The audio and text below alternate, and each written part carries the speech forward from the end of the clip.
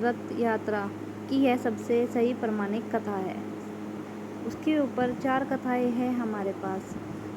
पहली कथा, जब राजा इंद्रद्युम्न ने जगन्नाथ, बलभद्र और सुभद्रा की मूर्ति बनवाई तो रानी गुडिंचा ने मूर्तियां बनाते हुए मूर्तिकार विश्वकर्मा और मूर्तियों को देख लिया, जिसके चलते मूर्तियां अधूरी ही रह गई। तब आकाशवाणी हुई कि भगवान इसी रूप में स्थापित होना चाहते हैं। इसके बाद राजा ने उन्हीं अधूरी मूर्तियों को मंदिर में स्थापित करवा दिया।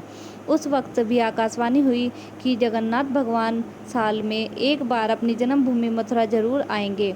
स्कंद पुराण के उत्कल खंड के अनुसार राजा इंद्रद्युम्न ने आषाढ़ शुक्ल द्वितीया के दिन प्रभु के उनकी जन्मभूमि जाने की व्याख्या की थी। तभी से यह परंपरा रथ यात्रा के रूप में चली आ रही है।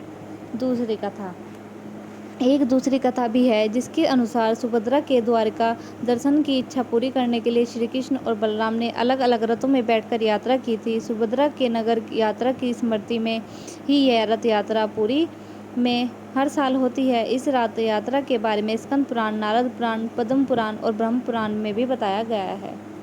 तीसरी कथा, एक बार राधा रानी कुरुक्षेत्र में श्री कृष्ण से मिलने पहुंची और वहां उन्होंने श्री कृष्ण से वृंदावन आने का निवेदन किया।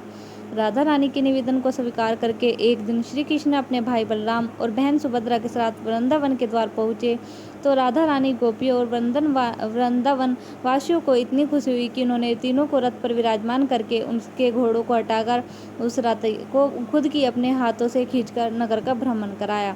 इसके अलावा वृंदावन वासियों ने जग के नाथ अर्थात उन्हें जगन्नाथ कहकर उनकी जय जयकार की। तभी यह परंपरा वृंदावन के अलावा जगन्नाथ में भी प्रारंभ हो गई।